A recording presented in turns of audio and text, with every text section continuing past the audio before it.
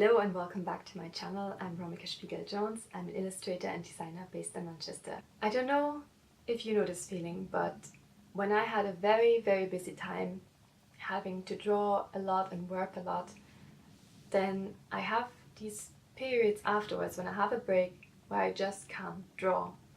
It's very interesting. I feel, I don't know if you can connect to this, but for a long time, and still sometimes, I really judge myself thinking, my goodness, I should really be able to draw. I should be able to draw every day because I'm an illustrator. This is my profession. And this is also my degree that I'm studying. You know, that's what I do and should do, and I should enjoy it. And this is actually my passion.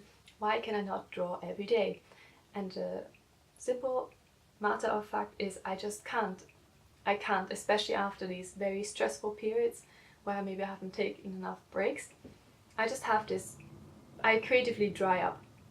I have no intention to draw, which I find very interesting. And like I said in the past, I judged myself thinking, well, I can't possibly be a real creative person if I can't draw every day.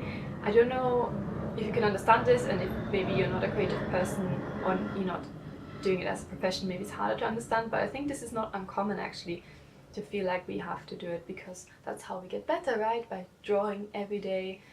But I realized that actually judging myself made it worse, which almost turned into a creative block.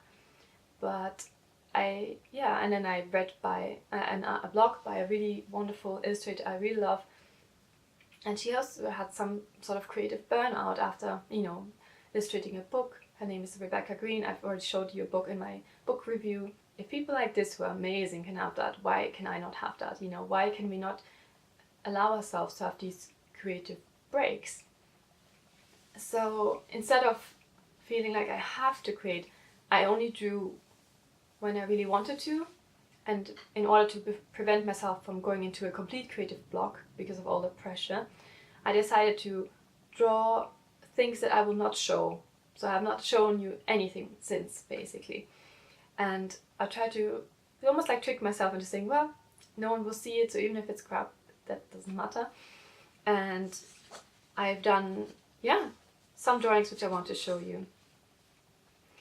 And I will do that while I keep talking about, how I overcame this, and you can see my sketchbook and learn little tricks on how to accept your creative breaks and how to also, not completely stop and ease back, and when you're ready to ease back into creating and drawing.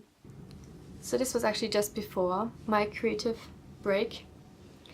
I wanted to draw a design for my greeting cards, which I did, and these were just some of the other ideas I had. I really love animals, and this is just these are just simple sketches with one color. I really enjoy these, and I think I will do something with them for another project.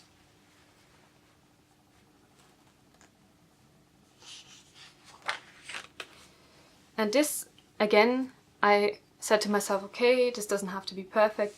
This is my yearly reflection, which I've never drawn before, I think, completely. So I decided to look through my feed to my, I have an app called Photos from Google, and every photo I take is saved there. And if you have something similar, like on your iPhone or on your Android phone, then I would highly recommend to you, if you want to try this, do something similar. Look through all the photos of the year, which is really nice as a reflection, and then draw different things that you want to remember. So basically, either I do something from the photo, or it's something that relates or reminds me of the occasion that the photo shows. So that was really good. I realized, oh my goodness, I was vegan for 5 months. I'm not vegan anymore, but it was a very good experience. Spring, that I took my children's book course, that I bought new pencils. A lot of things happened actually. I went to the marriage course with my husband. A friend's son had his 100-day ceremony. I think it was 100 days, or was it 1 year? I'm sorry, maybe it was 1 year actually. I think I made a mistake here. But it was a very nice party anyway. Valentine's Day, the roses, Japanese roses I got from Nick, the new books I bought. It was just nice because you tend to take certain pictures on your phone. I sometimes take pictures of the things I buy, maybe to show them, or I don't know, somehow I document them. And it's just interesting to go back and see this. And somehow I didn't have much pressure that they look perfect or anything, just that I can remember what happened. So the Lake District, holiday, my first full English breakfast after being vegan. Yeah, our little cottage, another book I bought. All these books are, by the way, in book reviews I've made. The friends that visited me, thank you Abby for visiting. Yeah, I went to different events. My mom visited me. We traveled a lot in Wales and in the Lake District, Lime Park, Edinburgh, Peak District, new pencils, bubble tea. I bought a ceramic house. Yeah, I don't know, all these things, and it's just so nice to look at these things. I went to my first drink and doodle, and also to the last one. I don't know if you just heard my belly, I just think I'm hungry. I read Beetle Boy. I went to Austria over the summer. We went to Croatia with my family. Again to the Lake District. And we had a wonderful visit from family. I made bake rolls with Ine. And I applied to the bride agency. I went to a workshop. Nick turned 29, my husband. His sister had her graduation. And we made our first wreath together, and his grandmother passed away. And I think that's where I stopped. Of course, there are many other things that happened, but that's what I reflected from the photos. Then I don't know, had some ideas for a competition, which I haven't participated in the end, I think. Yeah, I really judged myself. It's like, oh my gosh, I really can't draw. You know, that's happened sometimes, like some drawings just look absolutely terrible. And then this is more recent, just trying to, again, get back into drawing and experiment a little bit more. So this is the first time anyone sees this except for me. And yeah, it might be quite different, and I tried new techniques. And yeah, it's nothing, you would say, maybe nothing special, but I think it was really, really important for me. When I came back on the plane, let me zoom in a bit more. I started to draw what I wanted to do when I was home, because the flight was already, it wasn't long, but we were tired and I was just looking forward to hydrating. So when I'm home, I want to read The Story Girl by Lucy Maud Montgomery, which is one of my favorite authors. I wanted to read my Flow magazine, which you will see in a review later. I wanted to drink my tea, so I wanted to hydrate and replenish, eat a really nice salad after, yeah, not very healthy food. I wanted to rest, I wanted to use a sheet mask, and I wanted to moisturize my hands. So this is like a small way of kind of keeping drawing, but without very high expectations. And then here, yeah, this was just a little reflection, which was inspired by one of the Flow magazine articles. I think it was about Lisa Congdon, if I pronounce this name right, and how she reflects about her journeys through drawing. These are not great drawings by any means, but somehow it does remind me of what happened and what we did. And yeah, I actually really started to like this kind of idea of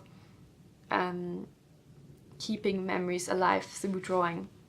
In the article, she actually said that this is how we memorize things better. It's actually easier for our brain to memorize things instead of taking a picture to actually draw them, because we spend time observing and really looking.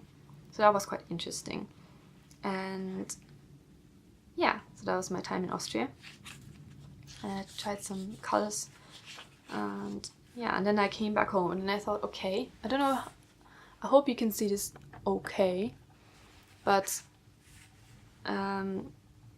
yeah, then I started to draw my days since the 12th of January, and I've done this ever since. And today is the 22nd. So this was really good. And yeah, again, I don't have very high expectations, but it helps me to plan and it helps me to draw. And sometimes I just draw it out of memory, and sometimes I draw it from reference. That's when I also started planking. If you watched my update, then you know that I started planking as an exercise. Yeah. Some of them are better than others. I think that's completely normal. But this is also one way of, for me, it doesn't, I do that before I go to bed. So it doesn't require much of my mental energy. And I don't know, it's very nice to look back. Because I completely stopped journaling or anything after I moved to England 3 years ago. And I really wanted to start it again because I feel, yeah, I don't know, it's a nice way to looking back and seeing what I've done when. And yeah, so this one you can tell I was more tired. This is not great. This one too, I think I just did because I didn't want to break my little tradition of drawing every day in the evening. I hope this is actually not too high contrast or bright. This one I liked a little bit more.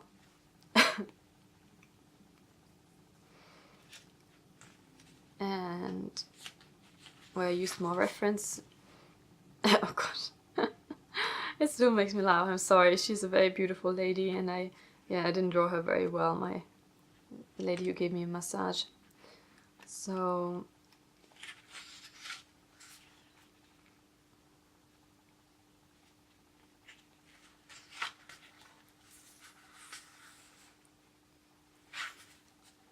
I hope you enjoyed this little sketchbook tour.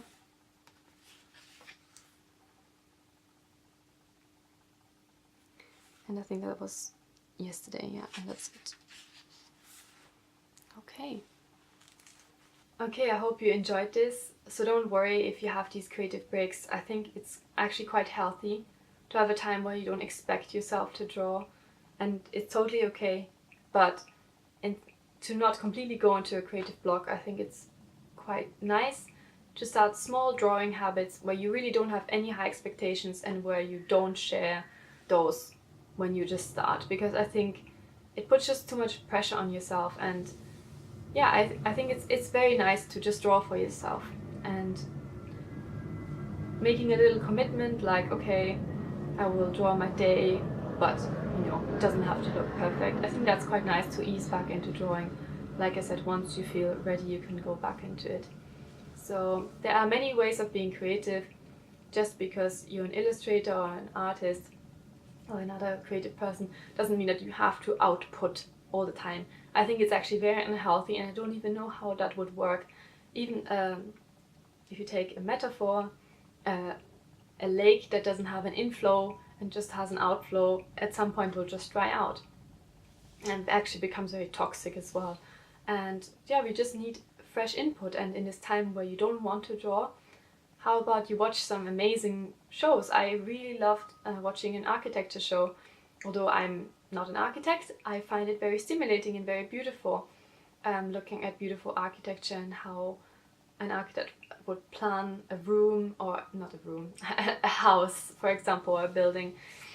And yeah, I was really impressed, and it really opened my mind. And I think we need these little mind openers, and watch an amazing musical, watch an amazing movie, go out into nature. I think there's so many ways of getting new inspiration, and by the time you have relaxed and you gave yourself enough time to have input, and yeah, I think you will naturally want to start drawing again. So that's my input. I think it's totally okay to not draw every day. You need those breaks and you're fine. Seriously. And if I'm not alone, please let me know. Do you have any experiences like this? How do you feel about drawing every day? Does it make you feel pressure, or is it something that you just naturally do? You don't have these creative breaks like I do. I would really like to hear from you, and it's nice to talk to you again. And yeah, I'll see you next time.